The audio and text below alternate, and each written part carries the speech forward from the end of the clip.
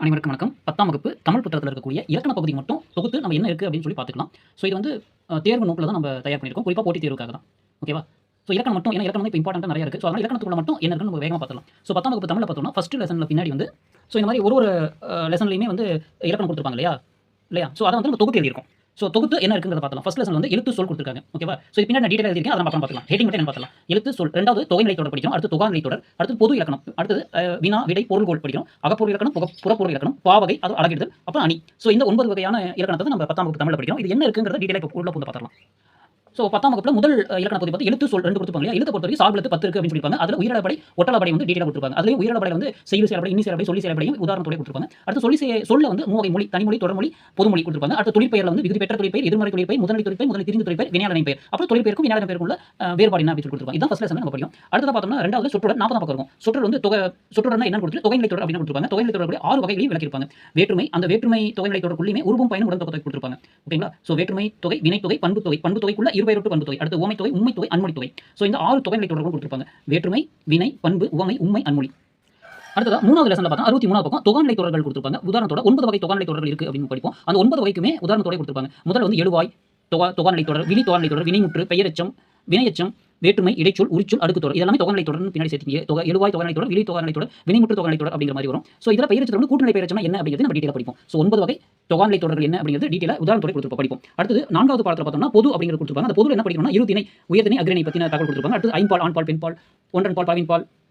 So அது அந்த மாதிரி 5 வகையான பால்களை கொடுத்துருப்பாங்க. அடுத்து மூவிடம், தன்மை, முன்னிலை, படர்க்கை.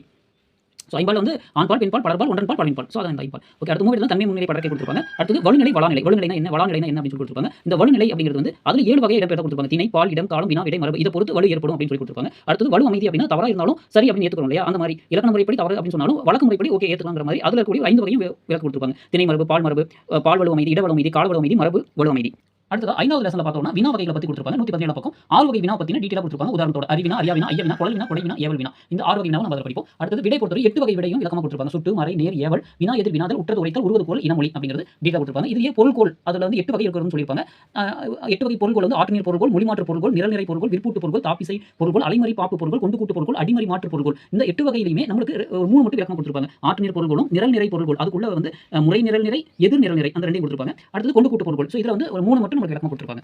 அடுத்தது 6வது லெசனை பொறுத்தவரைக்கும் அகப்பொருள் இலக்கணம். இது வந்து 144 பக்கம். அகப்பொருள் இலக்கணம் என்னன்னு சொல்லி கொடுத்துருப்பாங்க. குறிஞ்சி, முல்லை, மருதம், இதழ், பாலை, கைக்கிளை, பெருந்திணை. இது 7ம் அகப்பொருள் இலக்கணத்துல வரும். அதுல முதல் 5 வந்து அன்பின் ஐந்திணை அப்படின்னு சொல்லுவாங்க. குறிஞ்சி, முல்லை, மருதம், இதழ், பாலை இருக்கு. இது வந்து அன்பின் ஐந்திணை சொல்லுவாங்க. இதோட ஐவகை நிலம் என்ன, அதோட பெரும்பொழுது, சிறும்பொழுது, அப்புறம் அதுல இருக்கக்கூடிய தெய்வம், மக்கள், மரம், பூ, எல்லா தொழில் எல்லாத்தையும் டீடைலா அந்த பாக்ஸ்ல வந்து கொடுத்துருப்பாங்க. அடுத்தது புறப்பொருள் இலக்கணத்தை பொறுத்தவரைக்கும் வெச்சி, கரந்தை, வஞ்சி, காஞ்சி, நொச்சி, உடிஞ்சி, தும்பை, வகை, பாலன், பொதுவியல், கைக்கிளை, பெருந்திணை சொல்லி 12 வகையான புறப்பொருள்களையுமே அதுக்குண்டான பூ என்ன, அதுக்குண்டான தன்மை என்ன, எதுனா வெச்சி, எது கரந்தை அப்படின்னு சொல்லி தெளிவா கொடுத்துருப்பாங்க. ரொம்ப டீடைலா நம்ம படிக்கிற மாதிரி இருக்கும்.